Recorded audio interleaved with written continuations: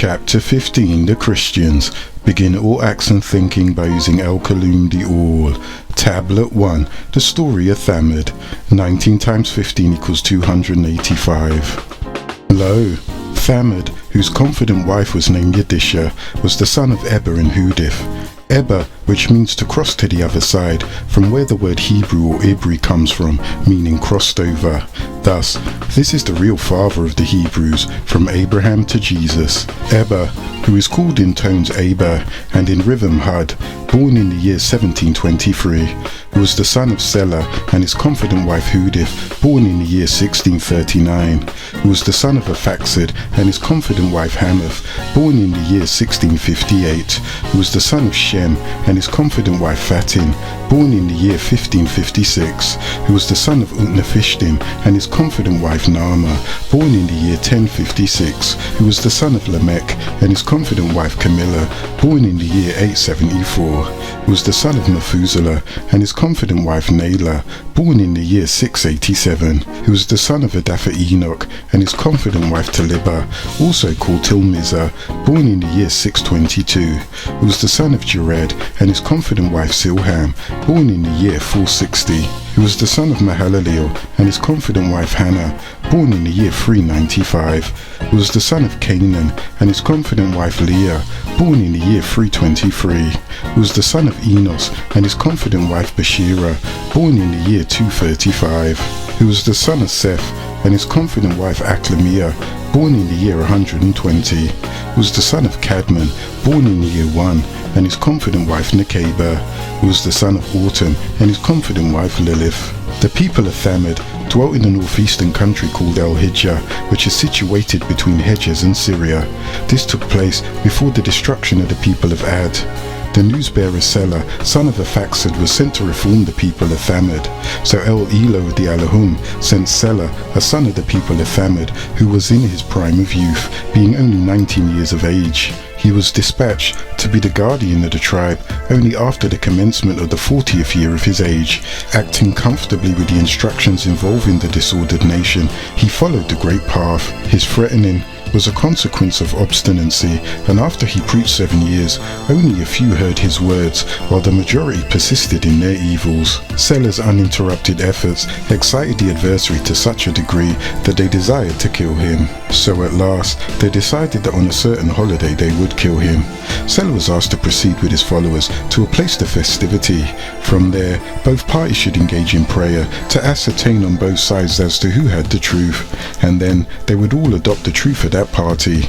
So when the day of the feast arrived, they all left the town and proceeded to that place. The infidels which they employed wanted to frustrate the cause of Selah and not to allow the great idol to grant him prayers.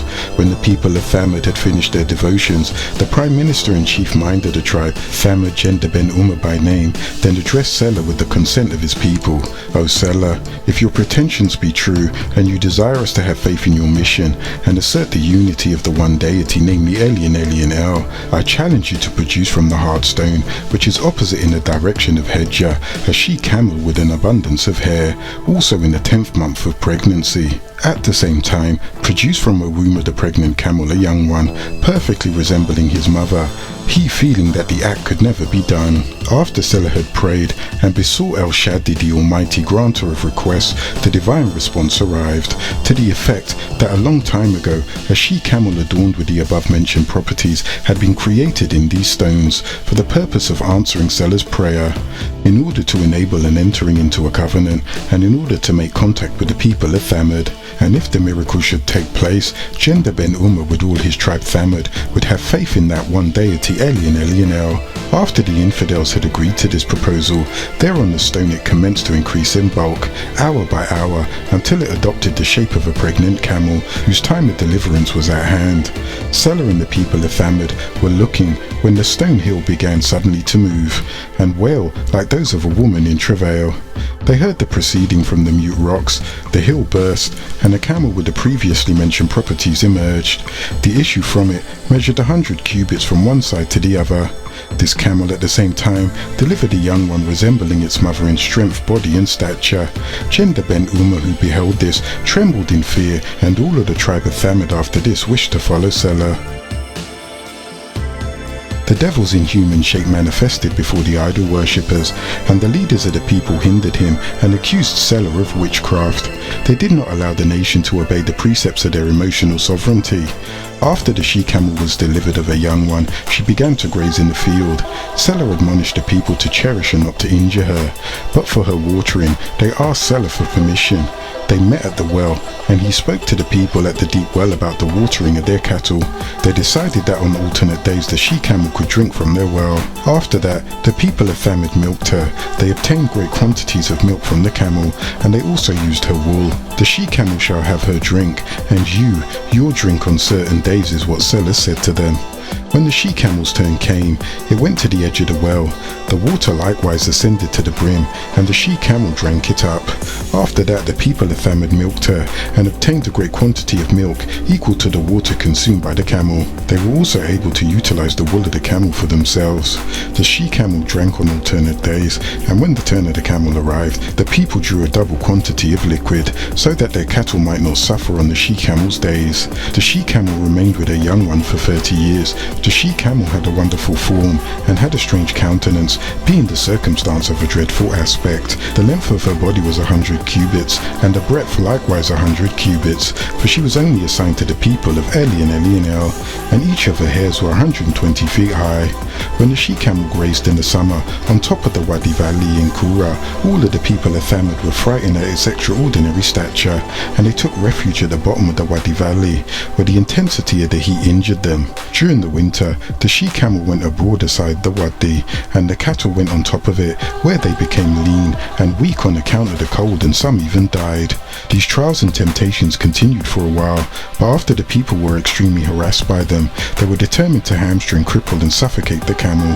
When the she-camel made its appearance at the request of the people, Salih was informed by divine inspiration that the request had been granted for his sake, and he was to admonish to them not to injure, kill or remove the she-camel by any means, because the destruction of the she-camel will bring on their own destruction. As predestination can neither be resisted or delayed, Salih informed them of this message, and they assured him that they would never attempt such an act, whereupon he gave them notice that according to the divine revelations received by him, the person who was to destroy the she-camel was to be born that very month. Accordingly, the people of Thamud agreed to kill every male infant born during that period of time, in order to preserve the she-camel from injury. During the month, however, 9 boys happened to be born, and they were slain in conformity with the resolution. When the 10th child entered this world, his father, whose name was Salih, was sad and did not kill him because he never had any children before. He therefore preserved him and named him Qadr, who became a very skilled archer when he obtained maturity. He surpassed his contemporaries in all material accomplishments. Every time Qadr met any of the 9 men who had killed their sons, he reproached them with the deed of reminding them of killing their sons for a madman's sake, and when they beheld his attainments, their sorrowless repentance increased until at last they began to consider Salih to be the cause of the loss of their offspring, and were inclined to murder him. They left their tribe under the pretense of a journey, concealed themselves in a cave, and intended to issue from it at midnight in order to assassinate Salih in his sleep. The cave, however, suddenly collapsed over their heads, and they were buried under the debris. When the people became aware of this event, they immediately decided to damage the hamstrings of the she-camel. Their intentions were seconded by 2 women, Barbara and Hanama by name, who had all their lives harbored intentions to kill the she-camel. In short, in that nation, there was an old woman of the family of Thamud, whose name was Anisa. She was very rich and had 13 beautiful and pleasant daughters and numerous cattle. She bore great enmity towards Salih on account of the injury which the she-camel occasionally did, because she shared pasture with her own cattle. There was also another woman in a tribe named Sadaf, who was extremely prominent and beautiful. Her husband Badri had become a follower of Salih and had spent some of his wife's fortune to promote his way of life. When Sadaf, wife of Badri, became aware of this fact, she separated from her husband Badri and spent the remainder of her property on hatred towards Salih. Rooted in her impure mind was to kill him. These 2 women, Anisa and Sadaf, associated with some of the leaders of the infidels in the matter of the she-camel. They threw lots as to who was to execute the project, and selected Kada, son of Salih, with Asda, the son of Marug, who they met accordingly, and asked for one of her daughter's hand in marriage. When Sadaf opened her mind to the last name of the individual, she stated that the dowry required by her would be the death of Salih's she-camel. Anisa, on her part, also promised to let him have the most handsome of her daughters in marriage if he would hamstring the camel to kill it. Meanwhile, the women presented these two individuals with a sum of ready cash and various goods as an honour. The accused ones accordingly picked up 7 more men: Safan, Kadria, Almatas, Atis, Fusan, Fasha, Afandi, from amongst the worst of the tribe, and proceeded to ambush the she-camel when it was going to drink. Asda first shot an arrow and wounded her. Thereupon Kada, who was a short-bodied hazel-eyed dwarf, attacked and overtook the camel, then hamstrung and crippled her. When the other 7 men arrived, they slaughtered the camel, and the people of Thamud fought with each other to get the pieces of the meat, as they did on other occasions when she-camels were being slain for sacrifice. But on this occasion, which was a wicked event, none of the children of the descendants of Thamud would eat the flesh of a camel. This was a reminder until the coming of the grace of Elian, the seal of the newsbearers, Ahmed by name. The young male camel was so frightened at this dreadful event that it fled to the top of the mountain. When Salih had been informed of this abominable crime, he made his appearance amongst the people, who begged his forgiveness, assuring him that they had no knowledge of this act, and that it had been committed by those men entirely without their advice. On that occasion, the faithful ones amongst them besought Salih to pray that the people of Thamud might be spared the misery of the threatened chastisement. He advised them to abstain from possessing the young male camel, hoping that by the blessings, Elian would perhaps not punish them. The people of Thamud hastened towards the mountain after the young male camel, but its summit rose by the command of Elian so high up to the firmament that even the birds could not ascend it. Salih followed the people to the mountain, and when the young male camel had perceived him from the top thereof, it exclaimed twice, "O Salih, weep for my mother," and then disappeared. Salih now assured the people that on account of the voice that they had heard, they would be respited one day, but that on the 4th day, the punishment of Elian will overtake them, and they would obtain the reward for their works according to the verse. And this is no mendacious promise. They nevertheless asked, by way of direction, what would be the sign of judgment. Salih then informed them thus: "Tomorrow your faces will be yellow, and after tomorrow red, and on the 3rd day burnt. But on the 4th day, the chastisement of the Omnipotent will avenge you and overtake you in the form of destruction, in a violent motion." After Salih had uttered these words, the 9 men that had girdled their loins to destroy the she-camel and had slain it, determined to assassinate Salih. They entered when he slept on the same day, and they laid wait for him. But a legion of Anunnaki decapitated the heads of those men with stone, casting stones from Sajil, and thus put an end to their evil doings. When the tribe heard of this event, they accused Salih of the murder of the clansmen and agreed to put him away by death. They hastened to his abode. His followers and adherents reminded them, however, saying, "We all know that Salih is indeed sent from our Rab." They said, "The evil of them, we don't have faith in him or his revelations. Never was his revelations collected in a text, so there is no scroll of Salih." Salih had forewarned them of the affliction that would befall them after the 3 days, and if this prediction turned out to be true, there would be no use in molesting it. On the contrary, they would only augment the wrath of Elian. But in case Salih should, after the expiration of the appointed time, prove to be a liar, they might do to him whatever they thought fit. These words brought the people to their senses. They returned to their homes, left Salih alone, and spent the night in great unease and expectation. When the daylight hour broke, they perceived that their ill fate was to begin. Their countenance was yellow, as if they had been dying and suffering. As in later times, the people of Thamud sought Salih in the height of their fear. However, they had intentions of idolatry, so they took refuge in the house of one of the leaders of the people of Thamud. He was Nafil, but he was told that Abu Hadab the infidel had heard of his whereabouts, and they followed him there also. But when they saw Nafil, in spite of his unbelief and doubt, granted protection to Salih, they returned disappointed and sad. On the 2nd day, which was a Friday called Araba, amongst the people of Thamud, their faces became red like blood. They were now certain of the approaching disaster, and their slaughter with lamentations and wailing. 2 days of the appointed time passed. On Saturday, their rosy cheeks became burnt, as as if they had been smeared with pitch and tar. When the shadow hour had set in, Salih made his appearance amongst the people secretly and migrated with the faithful of the country towards El Ghor Arabia, a small town outside Syria. On Sunday daylight hour, which was the eve of the end of the prosperous life of the infidels, the people of OfThamud got ready. They gathered their shrouds and their necessities for a dying people. They threw themselves upon the ground, looking autumnally towards the heavens and the earth, until at last a tribal voice coming from the upper regions began to sound in the air, so that their hearts were smitten, their livers burst, and all of them expired, as Eli and Elionel said.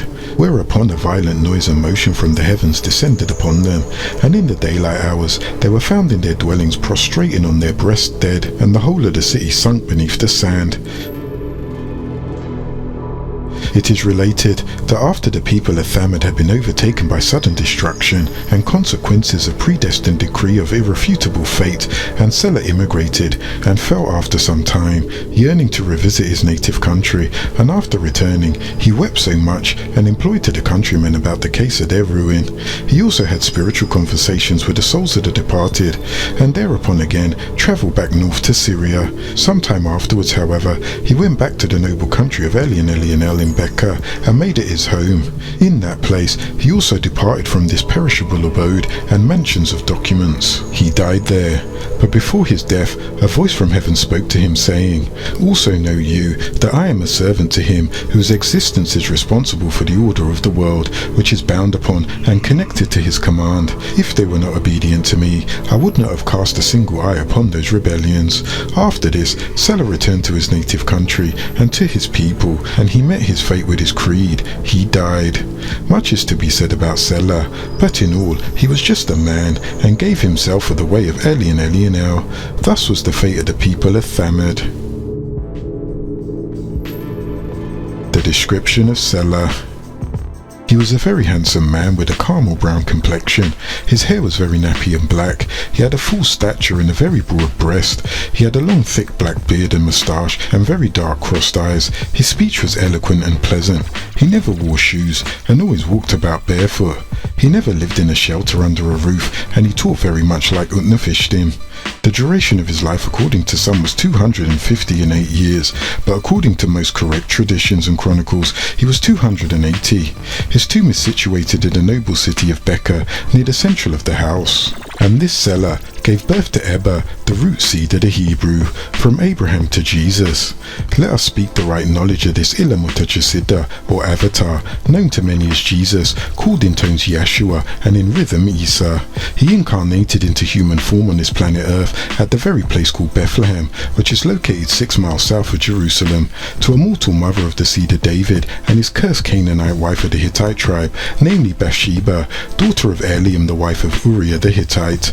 And this Bathsheba brought him Shammua, Shobab and Nathan and Solomon to David. Before David she was the wife of Uriah, whom David sent to the front of the line to be killed, not to be mistaken with her father, who was also a Hittite.